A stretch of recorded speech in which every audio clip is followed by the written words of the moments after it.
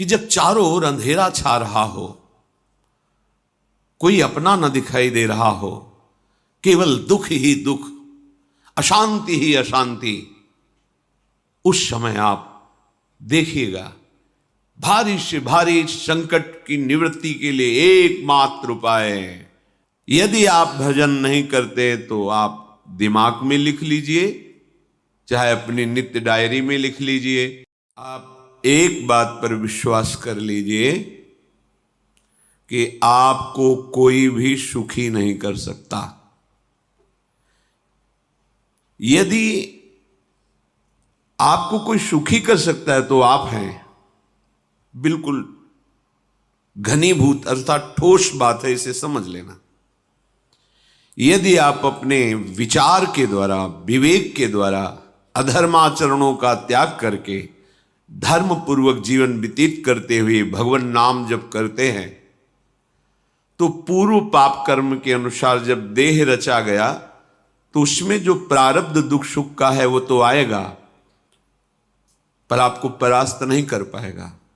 और आगे आपके लिए महासुख है जो दुख और सुख दोनों से परे है। अखंड प्रसन्नता, अखंड आनंद, वो केवल आपके करने से होगा। उपदेश मिल सकते हैं, मार्ग बताया जा सकता है, आपको सहयोग मिल सकता है, पर चलना आपको होगा। यदि आप नहीं चले तो ये कहीं भ्रम हो कि मैं कहीं जाऊं और मेरी दुख निवृत्ति हो जाए, तो इस भ्रम को छोड़ देना आप। क्योंकि हम आप तो बहुत छोटे जीव हैं, अर्थात बहुत लघु तपस्या, लघु पुण्य वाले हैं। हम उन महापुरुषों की बात करते हैं जिन्होंने आजीवन ऐसा तप संचय किया, फिर भी उनके शरीर में भारी से भारी दुख देखे गए। ये दुख और सुख एक भ्रमात्मक इंद्रजाल है माया का, ना दुख है न सुख है। जैसे जो सपने सिर काटे कोई, बिन जागे दुख दूर न होई, ऐसे स्वप्न में तुम चक्रवर्ती सम्राट बन जाओ तो जगने पर तुम थोड़ी रहोगे, तुम जो हो वही होगे। हम भगवान के चिदानंद अंश हैं। ये भूल कर हम अपने को स्त्री पुरुष, अच्छा बुरा, धनी निर्धन, दुखी सुखी आदि आदि बहुत सा प्रपंच है, इसे हम अपने दिमाग में बैठा लिया है। जब तक आप ये प्रपंच नहीं छोड़ोगे तब तक आपको सुखी कोई कर ही नहीं सकता, क्योंकि दुखालयम नाशवान संसार का तो तुमने अस्तित्व रखा है। अगर ये किसी के दूर करने से होता तो स्वयं जगत गुरु परब्रह्म परमात्म तत्व भगवान श्री कृष्ण सामने हैं और अर्जुन को कह रहे हैं, मात्रा स्पर्शास्तु कौन्तेय शीतोष्ण सुख दुखदा आगमा पायनो अनित्यास्तास्तितिक्षस्व भारत। हे भारत, हे अर्जुन, ये आने जाने वाले अनुकूलता प्रतिकूलता, गर्मी शीतलता, अर्थात काम क्रोध लोभ मोह मद मत्सर अपमान निंदा, ये सब ताप पहुंचाते हैं। अनुकूलता सम्मान यश कीर्ति धन वैभव मानी हुई मान्यता, ये सब शीतलता पहुंचाते हैं। ये उष्णता और शीतलता, अनुकूलता और प्रतिकूलता आने जाने वाले हैं। भगवान ये नहीं कह रहे मैं मिटा दूंगा, कह रहे तास तितिक्षस्व भारत, हे अर्जुन ये तुम्हें सहना होगा। यदि तुम इससे सह गए तो तुम्हारे हृदय में ऐसी स्थिति प्रकट हो जाएगी कि फिर ये स्पर्श भी नहीं कर पाएंगे। सहने से तुम्हारी भक्ति बढ़ेगी, तुम्हारा चिंतन बढ़ेगा, तुम्हारा स्मरण बढ़ेगा, सत्य वस्तु के लिए, सत्य तत्व के लिए तुम सुखी हो जाओगे। बिल्कुल खुली बात। आडंबर नाटक पाखंड इसकी जरूरत नहीं है। प्राकृतिक भोगों में सुख बुद्धि, देहाभिमान, विद्या रूप महत्व कुल धन यौवन अभिमान, यही तुम्हारे दुख का मूल है और ये कोई दूसरा नहीं हटा सकता। ये तुम्हें अपने विवेक सत्संग से प्राप्त हुए विवेक के द्वारा, शास्त्र स्वाध्याय से प्राप्त हुए विवेक के द्वारा इसे तुम्हें त्यागना है। दुख तुम पकड़े हो तो छुड़ा कौन सकता है? छुड़ाना तो आपको ही पड़ेगा। अगर कोई वादा करता है कि मैं आपको दुख रहित कर दूंगा, मुझे आज तक समझ में नहीं आया। दुख रहित होने का जो उपाय है वो गुरुजन, महापुरुष, संत जन बताते हैं कि जब चारों ओर अंधेरा छा रहा हो, कोई अपना न दिखाई दे रहा हो, केवल दुख ही दुख, अशांति ही अशांति, उस समय आप देखिएगा कोई एक है जो आपको बहुत प्यार कर रहा है। वो हमारे प्रभु हैं। आप जिनकी तरफ पीठ किए हो और जहां दुख है उधर मुख किए हो, वापस घूमो, सन्मुख होइएगा। सन्मुख होए जीव मोहि जब वहीं, जन्म कोटि अघनाशों तबहि। करोड़ों जन्मों के पाप नष्ट कर देते हैं भगवान।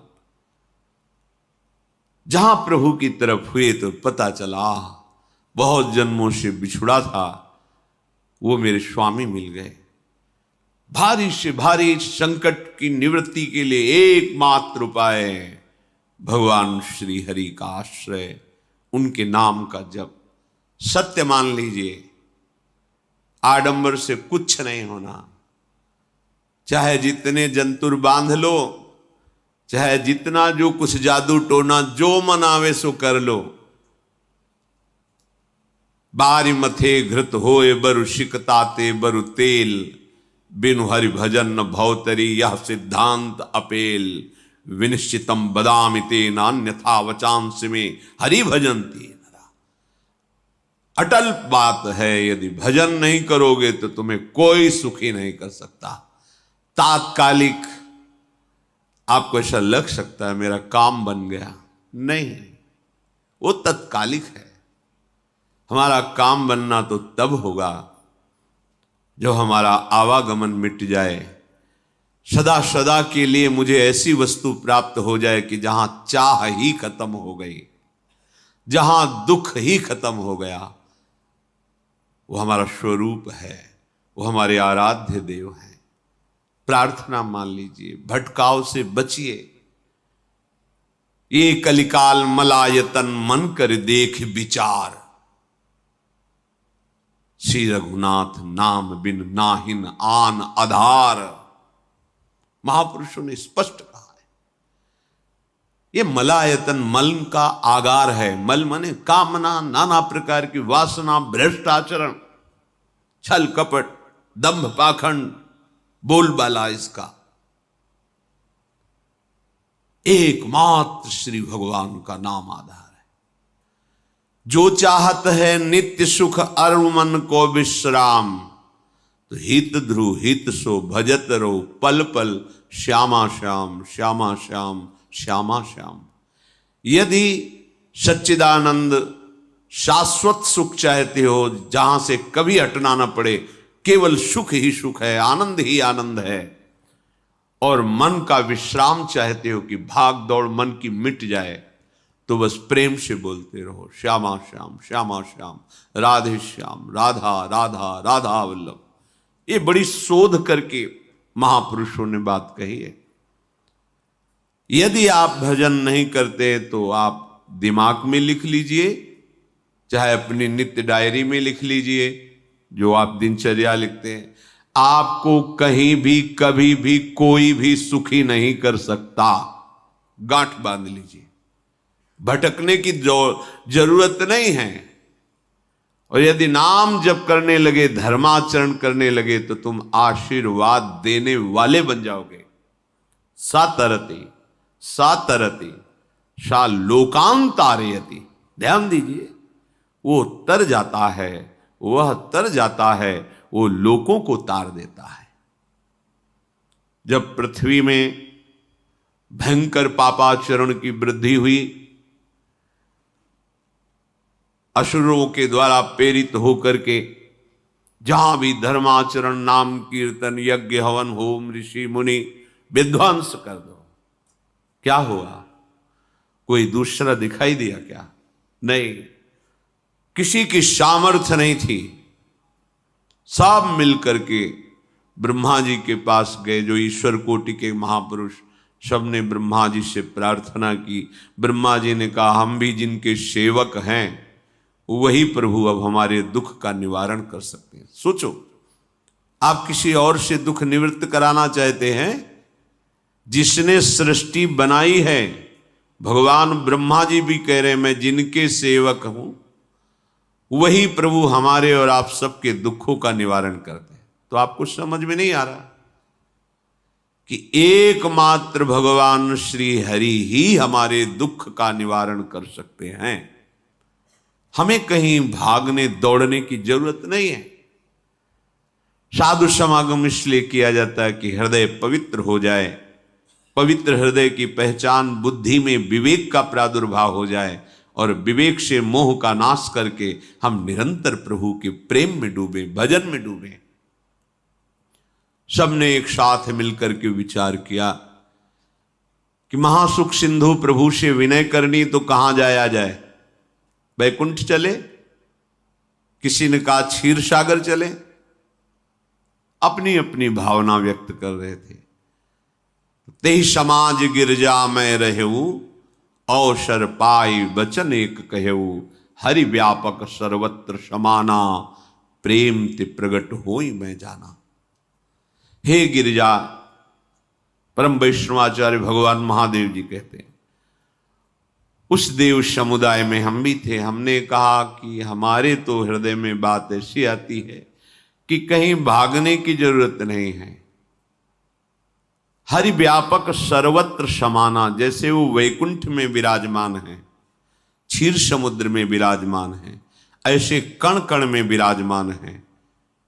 बस तुम प्रेम से पुकारो, जहां पुकारोगे वहीं प्रभु प्रकट हो जाएंगे। नाम बाणी जहां, श्याम श्यामा तहां। नाम बाणी निकट, श्याम श्यामा प्रगट। सिद्ध सिद्धांत है, भटकने की जरूरत नहीं। जहां हो वहीं से प्रिया प्रीतम का नाम पुकारो, नाम कीर्तन करो, उनकी लीलाओं का गायन करो, सबको सुख देने की भावना करो। देखो तुम्हारी दृष्टि बदलती चली जाएगी, भगवत साक्षात्कार करने की योग्यता आने लगेगी। ऐसा ही हुआ। सबने मिलकर के श्री भगवान को विनय पूर्वक आर्त भाव से पुकारा। आकाशवाणी हुई, निर्भय हो जाओ, निश्चिंत हो जाओ, मैं स्वयं अपने अंशों के सहित अवतार लेकर इस भूमि का भार हरण करूंगा। तुम सब बड़े बड़े जो देवता हो, जाओ हमारी लीला में सुख लेने के लिए सब ऋक्ष वानर आदि का रूप धारण करो। ब्रह्मा जी, महादेव जी, बड़े बड़े ईश्वर कोटि के लोकपाल बहुत प्रसन्न हुए, क्योंकि भगवद वाणी सत्य है, त्रिकाल सत्य है। सबको विश्वास हो गया कि अब मारा तो जाएगा ये महासुर, जिसको लगता था कोई ना मंत्र के द्वारा मार सकता है, ना अस्त्र के द्वारा मार सकता है। स्वयं श्री भगवान पधार रहे। भगवान ने जो निरंतर भजन प्राण रहते हैं, कश्यप जी, अदिति जी, वो भगवान के वात्सल्य में भरे थे। प्रभु जब प्रकट हुए तो उनसे कहा, मुझे आप जैसा पुत्र चाहिए। प्रभु ने कहा कि मेरे जैसा तो मैं ही हूं, अद्वितीय हूं, दूसरा कोई है नहीं, मैं ही अवतरित होऊंगा। भजन में देखो कितनी सामर्थ्य है। जगत पिता को पुत्र रूप में प्राप्त कर रहे हैं। वही चक्रवर्ती सम्राट अवधपुरी के नरेश महाराज दशरथ जी के रूप में, जिनकी महामहिम अद्भुत सौभाग्य प्राप्त करने वाली 3 ये रानियां, श्री कौशल्या जी, श्री कैकेयी जी, श्री सुमित्रा जी। भगवान वशिष्ठ जी इनके गुरुदेव हैं। प्रायः बड़े बड़े महान जो राज्य पालक रहे उनके ऊपर, राजा के ऊपर महाराजा विराजमान रहे। ऊपर से स्वर्गलोक आदि लोकों से भी ये शिक्षा मिली है। देवराजेंद्र तो भगवान बृहस्पति, दैत्यराज बलि तो भगवान शुक्राचार्य, जनक जी तो सदानंद जी महाराज, दशरथ जी तो वशिष्ठ जी महाराज। ऐसा था, क्योंकि जहां हमारा विवेक काम नहीं करता वहां ये ब्रह्मबोध संपन्न महापुरुष तत्काल हमको संभालते हैं। महाराज दशरथ जी के हृदय में प्रबल लालसा हुई कि अब अवस्था व्यतीत होती जा रही है, पर जो गृहस्थ धर्म का परम लाभ है वो तो हुआ ही नहीं। वशिष्ठ जी के चरणों में प्रणाम करके कहा, भगवान एक ही बात की असंतुष्टता है, हमारे कोई पुत्र नहीं है। वशिष्ठ जी ध्यानस्थ हुए, ध्यान में देखा और उनका, तुम्हारा जैसा सौभाग्य अन्य का किसी का नहीं हो सकता। तुम्हारे यहां स्वयं सच्चिदानंद भगवान श्री हरि अपने अंशों के साथ अवतरित हो रहे हैं। श्रृंगी ऋषि को बुलाया गया, पुत्रेष्टि यज्ञ करी, उसमें साक्षात भगवान अग्निदेव प्रकट होकर के खीर दिया और कहा अपनी रानियों को पवा दीजिए। वशिष्ठ जी के आज्ञा के अनुसार उस खीर को 2 भाग में किया। प्रथम भाग श्री कौशल्या जी को दिया, जो दूसरा भाग था उसके 2 भाग किए, उसका 1 भाग कैकेयी जी को दिया। अब जो 1 भाग बचा उसके 2 भाग किए और वशिष्ठ जी की आज्ञा के अनुसार 1 माता कौशल्या जी को, 1 कैकेयी जी को दिया। उन्होंने अपने हाथ से सुमित्रा जी को दिया, तो सुमित्रा जी के गर्भ से लक्ष्मण और शत्रुघ्न, कौशल्या जी ने जो भाग दिया उससे लक्ष्मण जी प्रकट हुए, जो रामचरण अनुरागी, अद्भुत अद्भुत हरि प्रेमी। शत्रुघ्न जी भरत चरणों का आश्रय लिए हुए राम जी का सेवन करते हैं। बड़ा रहस्य है, कितनी मर्यादा है गुरु की आज्ञा से। जहां जैसा विधान होना चाहिए वैसा, तो उस बड़ा मंगल स्वरूप ये महामहिम जगत पावन करने वाली माताएं मानो अपने गर्भ में अखिल ब्रह्मांडों के स्वामी को धारण किए हुए हैं, जिनके गर्भ में अनंत ब्रह्मांड वास करते हैं, उन प्रभु को अपने गर्भ में धारण करने का अनुभव कर रहे हैं। महाराज दशरथ बहुत प्रसन्न है। ये जीवन का परम लाभ है।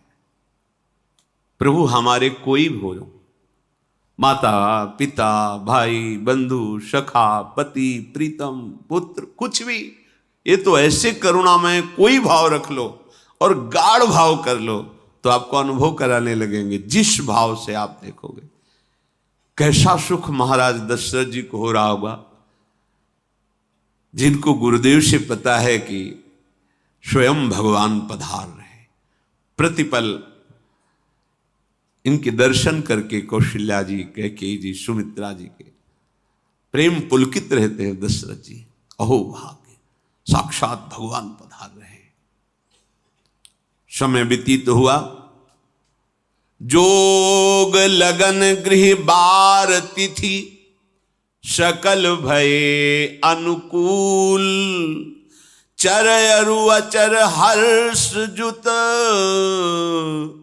राम जन्म सुख मूल। ठीक योग लगन ग्रह वार तिथि सब अनुकूल हो गई।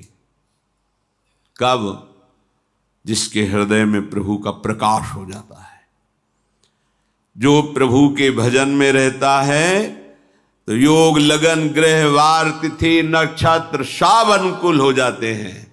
जो पे कृष्ण चरण मन अर्पित, तो करी है का नवग्रह रंग।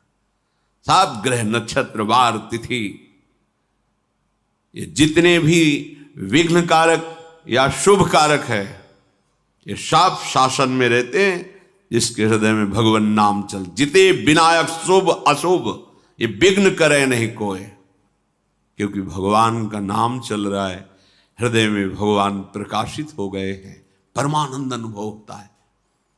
ऐसे भगवान जगत में प्रकट हो रहे हैं। ये तो कभी कभी अवतार होता है, पर ये अवतार होता ही रहता है। भगत के हृदय रूपी महल में अवतार होता रहता है। जो निरंतर भगवत चिंतन परायण अपने अहम को भगवान के चरणों में समर्पित किया तो भय प्रकट कृपाला, यही हृदय में प्रकाशित हो जाते हैं। हृदय में ही दिव्य वृंदावन प्रिया प्रीतम दिव्य लीला। चैत्र का महीना, नवमी तिथि, शुक्ल पक्ष, अभिजीत मुहूर्त, ठीक दोपहर का समय 12 बजे सब लोगों को परमानंद प्रदान करने वाले प्रभु पधारे। शीतल मंद सुगंधित वायु बह रही है, देवताओं की दुंदुभियां बज रही, पुष्पों की वर्षा हो रही, बड़े बड़े ऋषि मुनि नृत्य कर उठे। जैसे साधना को फल मिलता है हृदय आनंद में, आज समस्त साधनाओं के फल स्वयं मंगल मूर्ति प्रभु पधार रहे।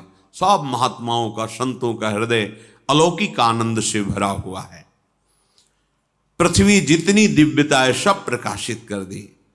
रस भरे फल, औषधियां, दिव्य मणियां, रत्न जो छुपाए हुए अपने गर्भ में थी, प्रभु आ रहे, सब प्रकाशित कर दी।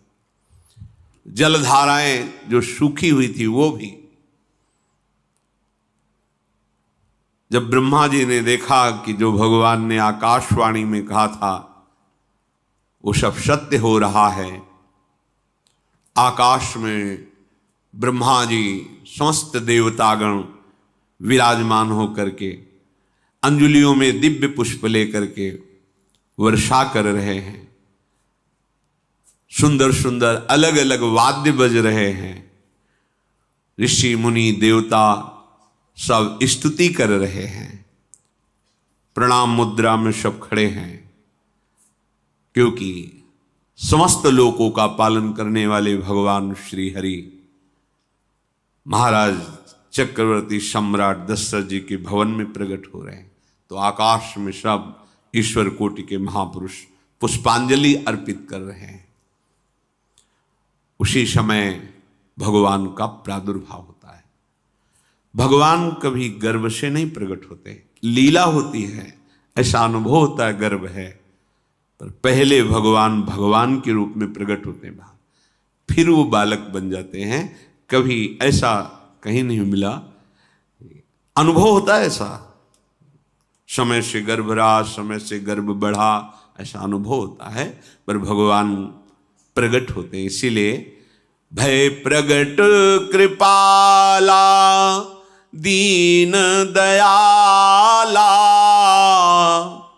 कौशल्या हितकारी हर्षित महतारी मुनि मनहारी अद्भुत रूप विचारी लोचन अभिरामा तनु घन श्यामा निज आयुध भुज चारी भूषण बनमाला नयन विशाला शोभा सिंधु खरारी कह दुई कर जोरी अस्तुति तोरी केहि विधि करो अनंता माया गुण ज्ञाना तीत अमाना वेद पुराण भनंता करुणा सुख सागर सब गुण आगर जेहि गावहि श्रुति संता, सो मम हित लागी।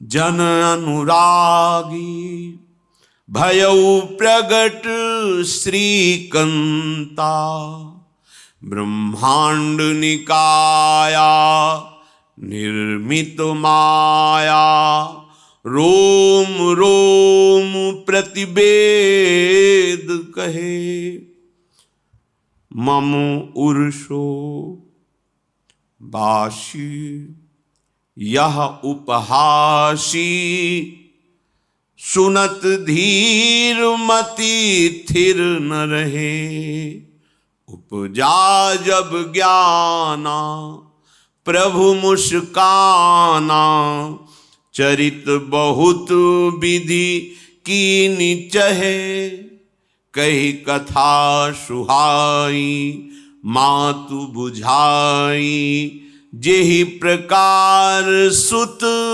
प्रेम लहे। दीनों पर दया करने वाले, बात समझिए। बहुत तपस्या है, बहुत गुण है, बहुत बड़े साधक हो, बहुत बात अभी नहीं बनी। दीनों पर दया करने वाले। अगर हमारा भजन साधन बन रहा है, हमें भगवत चर्चा कथन श्रवण का सौभाग्य, धाम नाम रूप लीला, ये मेरे प्रभु की हेतु की कृपा है। आप एक बार भी राधा नहीं बोल सकते, कृष्ण नहीं बोल सकते, एक मिनट भी आप नहीं आ सकते, ये केवल मेरी लाडली की कृपा है। हृदय में किंचन मात्र गर्व नहीं, अभिमान नहीं। वो हमारे भगवान को बहुत प्यारा होता है, प्रियालाल को बहुत लाडला होता है। हमें प्रभु के अगर चरणारविंद के अनुराग में डूबना है तो विवेक से देखो है क्या पास हमारे।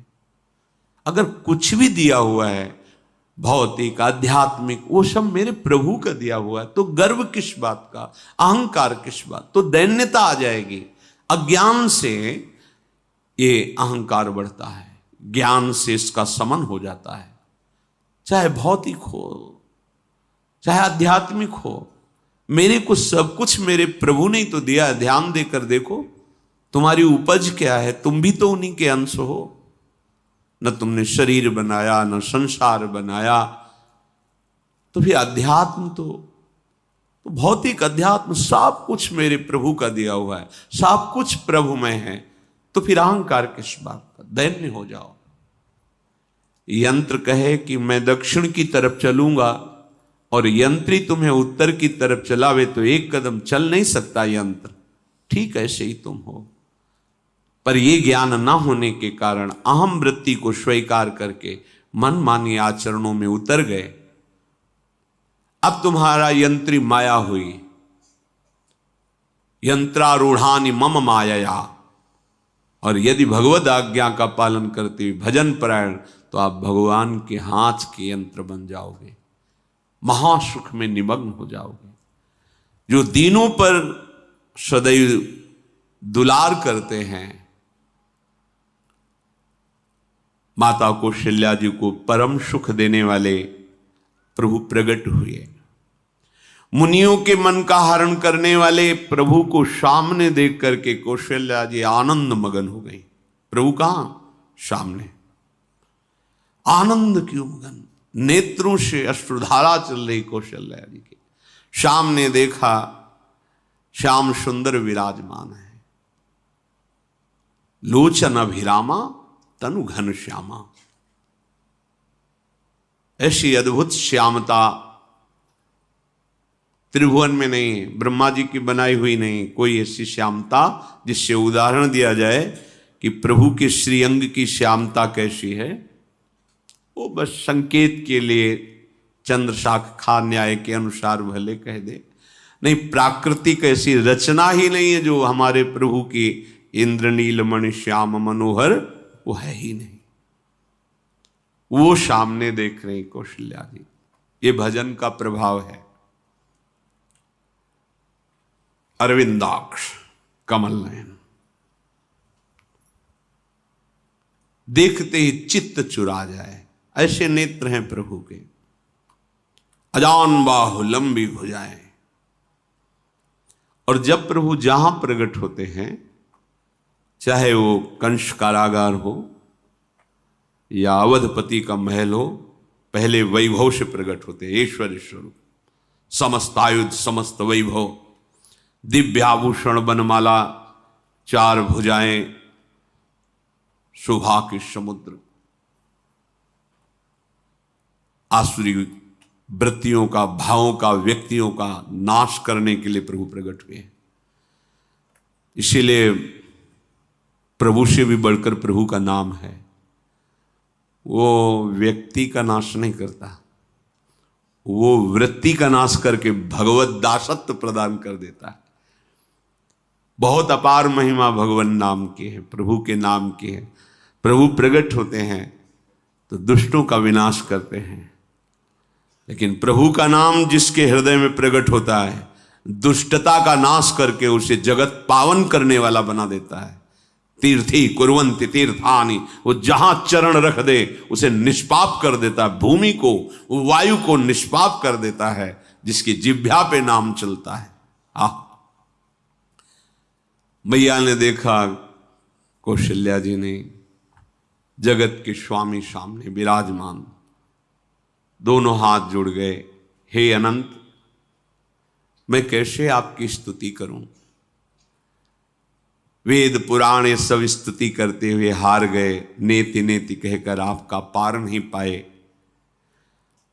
माया से, गुणों से, ज्ञान से भी आप परे हैं, असीम हैं, अनंत हैं। श्रुतियां, संतजन सदैव आपका यश गान करते रहते हैं। हे दया के समुद्र, हे शब्द, सुखों के धाम, गुणों के धाम, भक्तजन सदैव आपका गान करते रहते हैं। आज वही प्रभु मेरे सामने प्रकट हैं। हे श्रीपति, आप मुझे सुख प्रदान करने के लिए मेरे नेत्र गोचर हुए। अरे जिनके रोम रोम में अनेकों ब्रह्मांड वास करते हैं, एक रोमकूप में अनेकों ब्रह्मांड वास, वो प्रभु मेरे पुत्र कहलाए, ये तो हंसी की ही बात है। मेरी बुद्धि विचलित हो रही। प्रभु कहां आप असीम महिमा अनंत विराट, आप मेरे पुत्र। जब ऐसा वर्णन कर रहे तो प्रभु मुस्कुराए।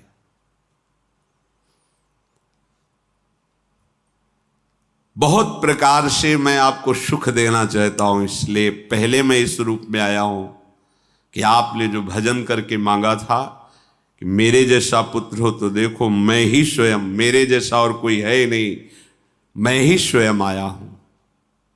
तुम्हें याद है? याद, स्मृति आई। हां प्रभु। फिर प्रभु अब इस रूप में नहीं। माता पुनि बोली सोमति डोली, तजहु तात ये रूपा, की जैसी सुलीला अति प्रियशीला, यह सुख परम अनूपा। हाँ हाँ प्रभु, याद आ गया। ओहो, अहो भाग्य, अहो भाग्य। तो फिर प्रभु ये रूप छोड़ो और जो सुख देने के लिए आप पधारे हो वो रूप धारण करो। प्रभु जब आप हमारे पुत्र बनने के लिए आए हो तो फिर शिष्य रूप धारण करो। जो ही माता कौशल्या जी ने ऐसे वचन उचारे तो सुनी बचन सुजाना, रोदन ठाना, होई बालक सुरभूपा, यह चरित जिगावहीं, हरि पद पावहीं, तेन परहीं भवकूपा। इतना सुनते ही सुजान भगवान श्री हरि नवजात शिशु होकर के रोने लगे। जो इस पावन चरित्र का गान या श्रवण करता है वो कभी दोबारा इस संसार में जन्म नहीं लेता है। भगवान के कैसे महामहिम चरित्र, देखो अभी भगवान प्रकट हो रहे हैं और उसका फल बता रहे कि जो भगवान की इस पावन लीला का गायन या श्रवण करेगा, दूसरे साधन बने न बने, निश्चित वो भगवत प्राप्त हो जाएगा। इसका फल ही है ये चरित जे गावहीं हरिपद पावहीं, ते न परहीं भवकूपा। ब्रह्म ऋषियों के लिए, गौ देवता संत भक्तों के लिए स्वयं भगवान लीला सुख प्रदान करने के लिए अवतरित हुए हैं। सतोगुण रजोगुण तमोगुण से अतीत भगवान का चिदानंदमय देह है, मनुष्य रूप में ही प्रकट हो रहे हैं। पर ये मायाकृत नहीं, ब्रह्मा की सृष्टि का नहीं है। चिदानंद सच्चिदानंद रूपाय, ऐसे ही चिदानंदमय देह तुम्हारी विगत विकार जान अधिकारी। निज इच्छा निर्मित तनु है, कर्म बंधन से नहीं, प्रकृति के अधीन नहीं, प्रकृति को अधीन करके स्वयं की इच्छा से आत्मस्वरूप सच्चिदानंद भगवान का विग्रह है। अब शिशु का रोदन सुन करके जैसे समुद्र में ज्वार भाटा जाता है, ऐसे महाराज दशरथ जी के भवन में सुख सिंधु की बाढ़ आ गई। महारानी कौशल्या जी ने शिशु का जन्म किया। ऐसा जन्म हुआ है जन्म मरण मिटाने वाला। आप सोचते होंगे कि ये प्रिया प्रीतम के अनुरागी, हम आपको सच्ची कहते हैं, हम इनकी बात कर रहे हैं ना तो दिमाग में रील कुछ और ही चलती है। हमें